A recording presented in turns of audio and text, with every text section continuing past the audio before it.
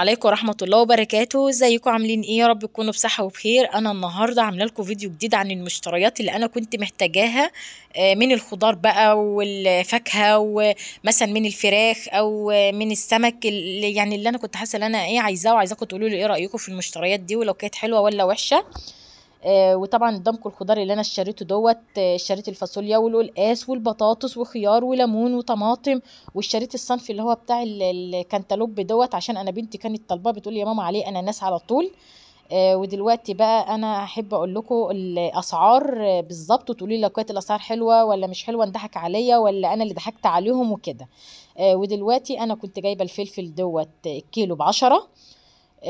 وبعدين عجبني شكله كده وكان جميل، فاضطريت ان انا اجيبه عشان انا كنت محتاجاه. وكنت شاريه البتنجان الكيلو ونص ب10. وطبعا انا خدت منه وشويت منه طبعا يعني عشان مع السمك. والجزر ده كنت جايبه الكيلو ونص ب10. والخضار ده حبه الخضار فجل وجرجير وكزبره وشبت وكده كنت شاريهم ب5، يعني حبه الخضار دول كانوا ب5.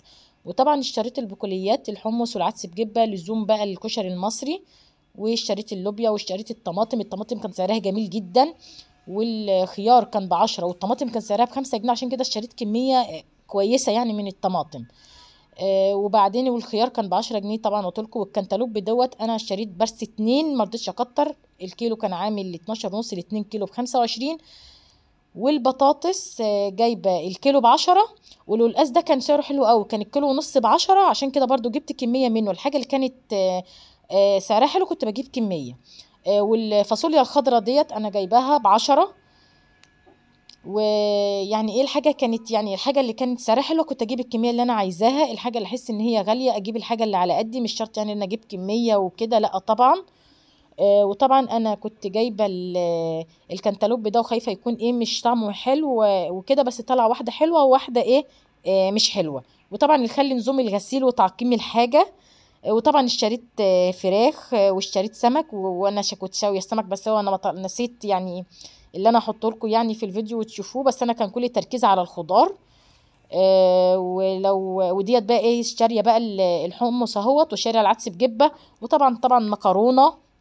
وطبعا الشعريه وحاجات اللي هي اللزوم، الحاجات اللي هي بتاعت الكشري المصري. وعايزه اقول لكم ديت المشتريات. ولو عجبكم الفيديو ما تنسوش تدوني اللايك، واللي بيشوف القناه لاول مره ارجو الاشتراك في القناه وتفعيل الجرس عشان يوصل لكم كل جديد عن قناتي، قناه مروه الحداد. وما تنسونيش بتعليقاتكم.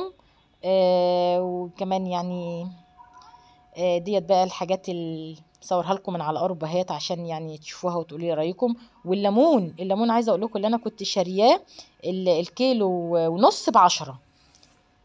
يعني ديت الحاجة اللي انا اشتريتها كده، كترت شوية من الخضار. طبعا انت ممكن بقى تستعملي الخضار في اي حاجات كتير، بطاطس مع فراخ، اللوبيا مع اللحمة كده يعني.